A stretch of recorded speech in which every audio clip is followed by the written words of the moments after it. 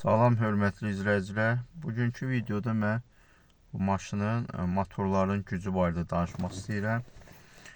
İndi internetdə fikir verirəm. Bəzən müxtəlif məlumatlar verilir bununla bağlı.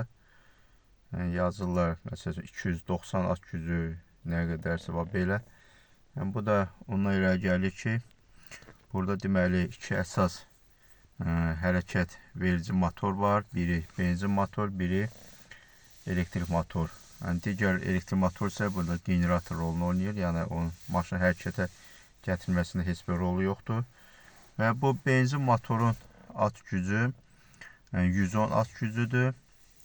Elektrik motorun at gücü isə 180 at gücüdür. Və bəzən bunları toplayıb ümumi 290 rəqəmi göstərilir. Bu əsasən bu satış saytlarında olur. Yaxud indi hardasa başqa yerdə də ola bilər.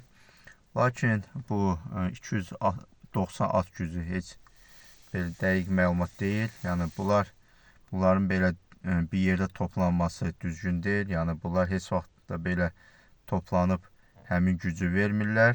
Çünki əgər bu maşında 200 at gücü olsaydı, bu maşın belə deyək bir idman avtomobilinə çevrilərdi. Yəni bunu indi belə normalda sürət yığması əgər 7,9 saniyədirsə, bunun bəlkə də həmin o at gücü olsaydı, bunda 4-5 saniyə bəlkə də həmin sürəti yığardı.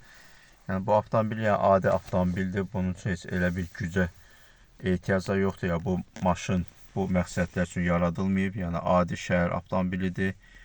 Trassada sürəndə yəni normal belə deyə normal bir sürətlə sürmək üçün nəzərdə tutulub. Heç bizdə elə bir yollar da yoxdur ki, bunu bir idman avtomobili kimi də sürəsə. Yəni burada əsas məsələ ondan ibarətdir ki, bu hibrid avtomobillərində yəni baxmayaq ki, motorların ayrı-ayrı götürəndə belə 110, 180 at gücü kimi gedir. Yəni bunlar heç vaxt yəni bir yerdə bu güc belə deyə heç vaxt görüşmür. Yəni bir yerdə toplanmır. Bu da yəni bu hibrid sistemi xüsusiyyətlərinə bağlıdır. İndi ilk növbədə mən bu benzin motorunun xarakteristikaları barədə məlumat verim. Burada yəni bu 110 at gücü 6000 abarotda belə deyək verir. 6000 abarota çatanda bu tam bu gücü verə bilir. 110 at gücünə çatır. Və ümumiyyətlə də bu maşında yəni abarotlar da elədir ki, yəni 6000-dən yuxarı heç yığa da bilmir. Yəni maksimal gücə çatdısa 6000 abarotda da yəni artıq ondan o yana yəni belə deyil. Burada taxometr yoxdur. Lakin belə yəni bu abarot yəni ki olduğu üçün belə götürək ki, yəni bu 6000 abarotdan yuxarı yəni sistem bunu yığmağa qoymur. Çünki adi maşınlarda yəni fikir vermişsiniz taxometrdə qazı basırsan bəzən taxometr strelka gedir, bir qırmızı zonaya çıxır, 7000, bəlkə 8000-ə gedib çıxır. Burada yəni bu sistem buna icazə vermir. Elə 6000-də də artıq donub qalır. Bu da yəqin ki bu motorun qorunması üçünmü, sistemin qorunması üçün belə bir yəni bu cür hesablanıb ki, yəni artıq yəni heç bir mənası yoxsa bu heç onu bu abarotlarda yığmır. Və bu benzin motoruna hər şey aydındır. İndi əsas burada məsələ bu elektrik motorla bağlıdır. Elektrik motorunda gördüyünüz kimi 180 at gücü var. Lakin bu at gücün benzin motor kimi maksimal abarota vermir. Yəni elektrik motorunun da abarotu, maksimal abarotu bunlarda 16000-dir. 16000 abarotdur. Və bu 16000 abarotda bu həmin o 180 at gücünü verə bilmir. Bunlarda başqa cürdə elektrik motorunun ümumiyyətlə xarakteristikalar benzin motordan tam seçilir. Benzin motorda belə ki, yəni tədricən elə bir abarot qalxdıqca onun fırlama anı, kurçəşi moment deyirlər. O da artır, at gücü də artır. Yəni 6000-ə çatanda indi kurçəşi moment belə deyə adətən bir 4500-5000 arası abarotlarda çatır. Maksimal gücdə adətən təxmin bir 6000 abarotda yəni belə çatır. Elektrik motorda ümumiyyətlə fərqlidir. O həmin o dediyim fırlama anı bunlarda demək olar ki sıfırdan artıq yaranır. Yəni maksimal fırlama anı burada da 316 Newton metrdir. Yəni çox böyük rəqəmdir, çünki benzin motorda bu artıq 132 Nm-dir. Burada isə 316. Yəni elektrik motorlarda həmişə bu fırlanma anı çox yüksək olur. Və onu da demək olur ki, sıfırdan artıq onu bu fırlanma anını almaq olur. Ona görə də yəni sürəndə bu hiss olunur ki, elektrik maşını daha tez sürət yığır, daha belə deyək, rahat sürəti yığır. Yəni benzin motoru həmin sürətdə çatmaq üçün avarot qalxmalıdır, səslə işləməlidir. Yəni elektrik motorun belə bir xüsusiyyətləri var. Yəni fırlanma anı elektrik motorda dərhal yaransa da, lakin maksimal güc bunlarda belədir. Yəni dediyim kimi 16.000 abarotda yox, hardasa bir orta abarotlarda bu yaranır. Təxmini mən indi bir internetdə araşdırdım. Müxtəlif saytlarda bir süni intellektdən də istifadə elədim. Düzdür, süni intellektə mən tam inanmıram. Yəni, o da bəzən səhv cavablar verir. Yəni tək ondan yox, digər mənbələrdən də maraqlandım.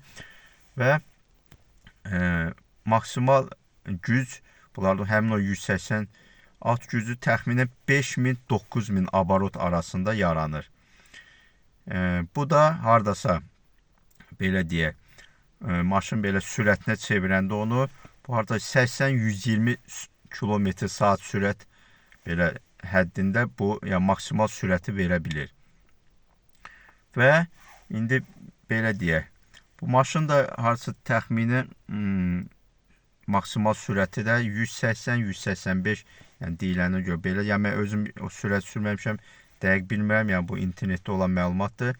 Yəni bu söhbət də burada yəni sırf aşağı komplektasiyalı maşından gedir. Yəni bu 8,3 kW batareyası 55 km gedən variantlarda mən danışıram. Yəni, çünki böyük komplektasiyalarda biraz elektrik motor daha güclüdür. Ona görə rəqəmlər fərqli ola bilər. Və bu 180 sürəti bu maşın yəni necə alır? Bu da yəni belə deyək, daimi bir sürət deyil. Yəni maşın 180 sürət yığanda benzin motoru təbii ki 6000 abarotu yığır, öz maksimal gücün orada 110 at gücün verir.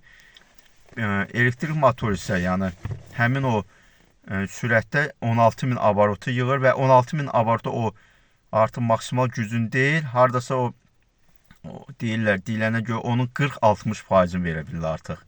Yəni, o da təxminən belə deyək də, indi 60%-dan götürsək, olsun hardasa bir 108 at gücü təxminən. Və bunları 110 ilə 108 toplayanda benzin motorunun gücü ilə bu elektrik toplananda harca 218 at gücü verir. Yəni siz maksimal bunu sürəndə 180 at gücü belə deyək, 218 at gücünü ala bilirsiniz. Yəni internetdə yəni ondan artıq mən belə bir araşdırma apardım. 218 maksimum yəni at gücü göstərir. Və bu da müvəqqəti bir göstəricidir. Çünki artıq yəni həmin sürətdə benzin motor tam gücü ilə maşını irəli çəkir. Yəni onun artıq zaryadka vermək üçün gücü qalmır. Elektrik motorun da gücü yəni bir neçə parametrə bağlıdır. Birinci, onun maşında yaxşı zaryadka olmalıdır. Yəni tam 100 ya azı bir 70% olmalıdır. Və həmin o 180 sürət saxlamaq üçün elektrik motor artıq benzindən güc ala bilmir, benzin motorundan güc ala bilmir, onu tam batareyadan alır və harca həmin sürətdə, həmin naqruzkada bu batareya 10-12 dəqiqə deyilənə görə yəni dözə bilir və zaryadka harca bir artıq o minimumda 25%-ə düşəndən sonra, çünki normalda 25%-ə düşəndə benzin motor həmişə elektrik motoru batareyanın zaryadka verməyə başlayır. Burada isə həmin yəni benzin motor zaryadka verə bilmədiyinə görə artıq batareyada yəni özünü qorumaq üçün bu elektrik motorun gücü azalmağa başlayır. Yəni belə deyək, tamamilə də bəlkə də sönür və artıq benzin motor belə deyək, həmin sürətdə tək qalır. Yəni öz 110 at gücü ilə qalır və həmin o 110 at gücü ilə də 180 km/saatı bu saxlaya bilmir. Artıq ona gücü çatmır. Yavaş-yavaş sürət azalmağa başlayır. Artıq 160-150-yə qədər yəni düşə bilər. Yəni belə deyək də, yəni bu maşının da belə kütləsi, yəni çəkisi harasa 1500 kilo, ton yarımda belə deyək, ton yarımdır və 1.5 motor 110 at gücün yəni həmin bu ağırlığında maşını yüksək sürətlə sürməyə yəni belə bir iqtidarında deyil. Ona görə də sürət düşür.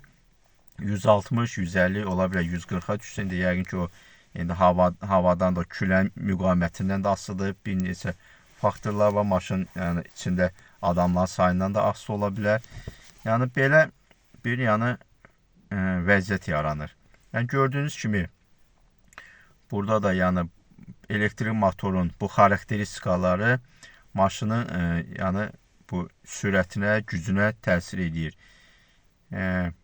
Və belə deyə bu maşın ümumiyyətlə əsas indi mən bu yüksək sürət barədə ona görə danışdım ki, yəni bunun maksimal xarakteristikalarını sizə göstərim.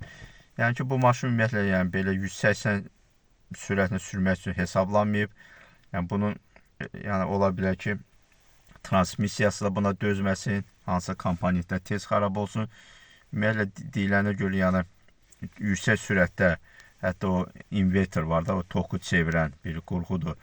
O da yəni qızır, harasa 100-110 dərəcə qıza bilir. Yəni hətta deyilənə görə zaryadka olsa da bateriyada, əgər inverter həmin sürətdə qızırsa, o da yəni elektrik motorun sönməyinə səbəb olur ki, orada artıq yəni soyma prosesi geçsin. Bu da maşın gücünü azaldır.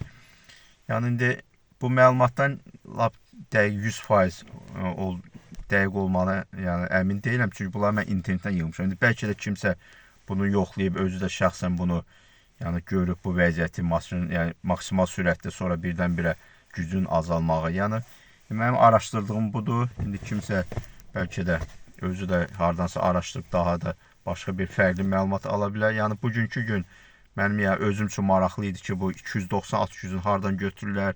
Bu maşın yəni maksimal sürətdə özü necə aparır? Yəni mənim bildiyim, yəni öyrəndiyim bu məlumatlardır. İndi qərara gəldim ki, bunu sizlə də paylaşım.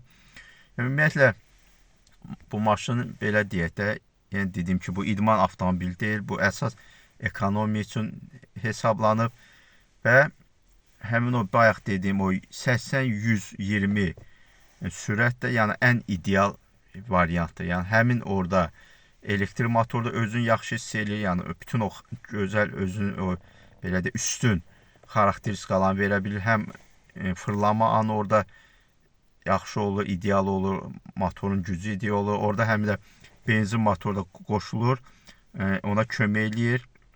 İndi bəzən tras yollarda benzin motorunun mufta vasitəsilə birbaşa təkərlər də qoşula bilir. Yəni orada belə bir elə vəziyyət olur ki, yəni bütün komponentlər normal belə deyək, yaxşı bir mülayim bir rejimdə işləməyə başlayır. Heç bir naqruska olmur, həm benzin ekonomiyası olur, həm yəni heç bir detalına naqruska düşmür və ona görə də yəni əgər harasa bir ciddi tələsmirsinizsə, yəni elə bir sürətlə sürməyə ehtiyac yoxsa, ən yaxşı elə 80-120 olan bu orta sürətlər